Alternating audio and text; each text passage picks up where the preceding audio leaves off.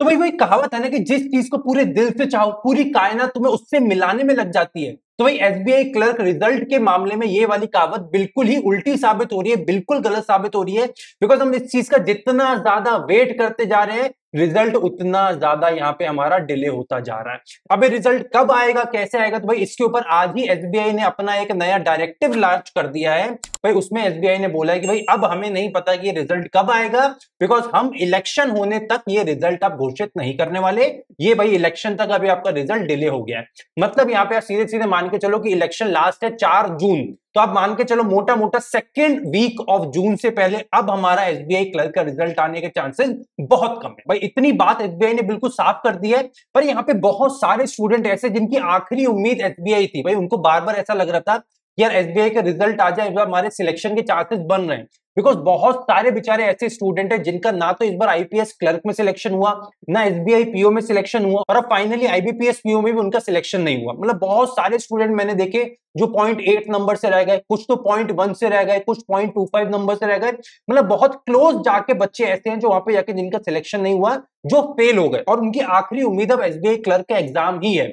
अब देखो यहाँ पे रिजल्ट तो डिले हो गया, पर एक चीज, जितने भी स्टूडेंट वो हैं जो आईबीपीएस पीओ और आईपीएस क्लर्क में सिलेक्ट हो गए हैं, मैं आप सब लोगों से एक यहाँ पे रिक्वेस्ट करना चाहता हूं, स्पेशली उन स्टूडेंट्स से जो टॉप 3 बैंक्स में सिलेक्ट हुए हैं। बिकॉज इन 3 बैंक्स की एक खासियत है कि अगर आप आईबीपीएस पीओ इन 3 बैंक्स में लगे हैं तो यहाँ पे आपको पहले 1 से 2 साल होम पोस्टिंग मिलने के 100% चांस होते हैं। बिकॉज इनका टारगेट रहता है कि आपकी इंडक्शन ट्रेनिंग आपके होम सेंटर में ही कराई जाए।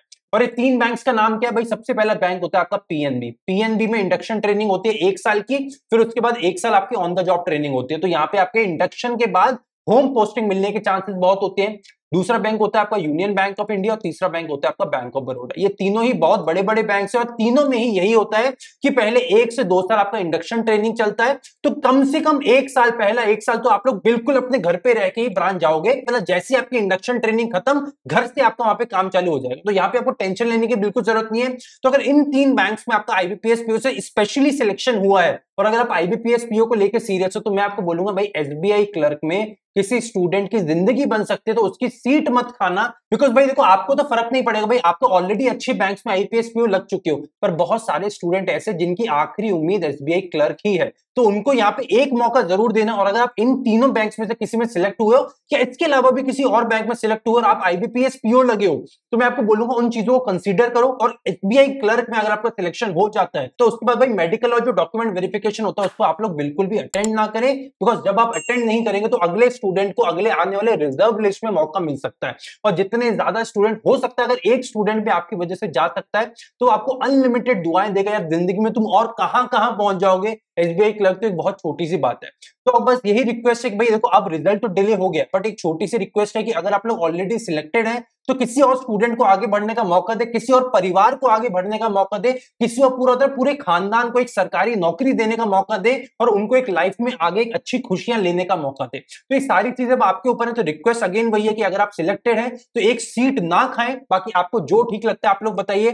तब आपको क्या करना है, नीचे कॉमेंट सेक्शन में जाके मुझे बताना है कि एसबीआई क्लर्क में आपके नंबर ऑफ अटेम्प्ट्स कितने हैं। बिकॉज देखो, मैं बार बार ये बात बोल चुका हूं कि अगर आपके नंबर ऑफ अटेम्प्ट्स या टोटल स्कोर 70 के आसपास बन रहा है, तो आपके सिलेक्शन के चांसेस है। इसके अलावा डिटेल जो हमने रिव्यू है वो ऑलरेडी चैनल पे कर रखा है, उसकी वीडियो जाके आप लोग देख सकते हैं। अब आपको एक करना है, मुझे नीचे सेक्शन वाइज बताना है कि आप लोग के एसबीआई क्लर्क में कितने अटेम्प्ट्स थे, इसके साथ आपकी एक्यूरेसी का परसेंट कितना है, भाई कितने नंबर आपके टोटल बन सकते हैं, और इसी के साथ साथ क्या आप लोग इस बार आईपीएस क्लर्क या पीओ में सिलेक्ट हुए हो या नहीं। मैं नीचे आप में से सारे स्टूडेंट्स के कमेंट का वेट कर रहा हूं। इसी तरह बने रहिए द अल्फा बैंक के चैनल के साथ। मिलते हैं अगले वीडियो में। Till then take care and bye bye.